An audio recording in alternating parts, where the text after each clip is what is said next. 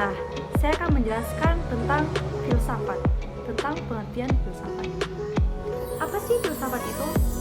Filsafat berasal dari bahasa Yunani, filosofia.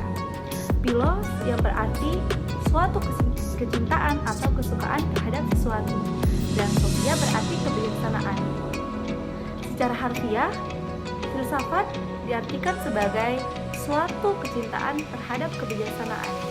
Sedangkan menurut Ibnu Sina, filsafat adalah ilmu otonom yang perlu ditimba oleh manusia, sebab manusia telah dikaruniai akal oleh Allah Subhanahu wa Ta'ala.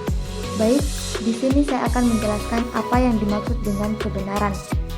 Kebenaran adalah suatu kata yang berasal dari satu kata, yaitu benar. Kebenaran itu satu nilai utama dalam kehidupan.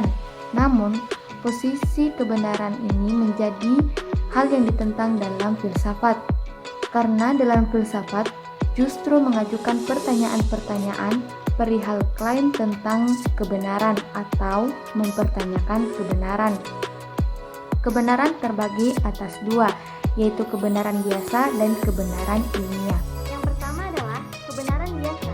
Ciri dari pengetahuan kebenaran biasa adalah pengetahuan yang sudah biasa dilakukan oleh manusia dalam kehidupan sehari-hari, tanpa ada keraguan dan tidak perlu mempelajarinya, apalagi mendalaminya.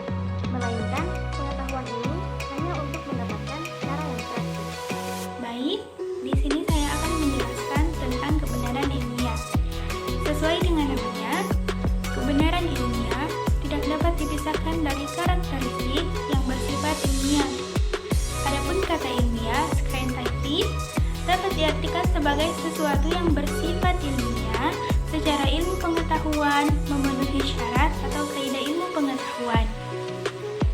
Dari pengertian ilmiah tersebut, sangat jelas bahwa kebenaran ilmiah dapat diaktualisasikan atau dimanifestasikan dalam pengetahuan ilmiah, atau dengan kata lain, suatu pengetahuan yang disebut ilmiah itu karena adanya kebenaran ilmiah di dalamnya. Nah, selanjutnya ada beberapa teori kebenaran yang tumbuh dan berkembang dalam ilmu filsafat. Yang pertama ada teori korespondensi. Teori korespondensi adalah teori kebenaran yang didasarkan pada fakta objektif. Jadi, dia tidak dianggap benar jika tidak ada fakta objektif tersebut atau dianggap hanya mitos. Nah, fakta objektif tersebut itu dia adalah merupakan semua fenomena yang merupakan tampilan visual, gelombang suara, rasa maupun tekstur, atau yang merupakan panca indera. Teori koherensi.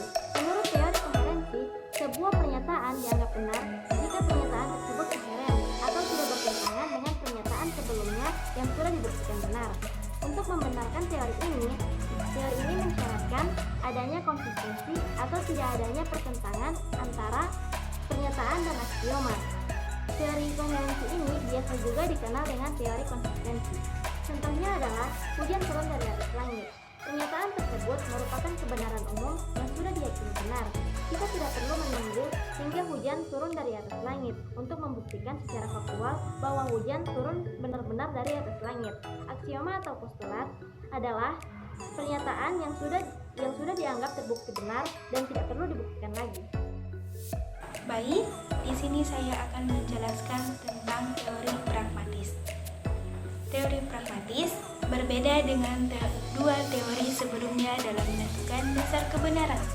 Jika pada korespondensi dasar kebenarannya adalah fakta objektif dan pada teori koherensi adalah konsistensi logis, maka teori pragmatis meletakkan dasar kebenarannya pada manfaat praktis dalam memecahkan persoalan kehidupan. Tidak hanya berlaku dalam dunia empiris, teori pragmatis lebih lanjut juga bisa diterapkan berkaitan dengan objek pengetahuan metafisik. Menurut kaum pragmatis, pernyataan metafisik bisa menjadi pernyataan yang benar selama ia memiliki manfaat dalam kehidupan, seperti hari bangkit setelah kematian. Seperti yang kita ketahui bahwa hari bangkit itu ada, dan kita akan dibangkitkan setelah kematian dengan berbagai macam bentuk. Bentuk itulah yang mencerminkan diri kita semasa hidup kita. Apakah kita berbuat baik atau buruk? Baiklah, saya akan menjelaskan tentang teori performatif.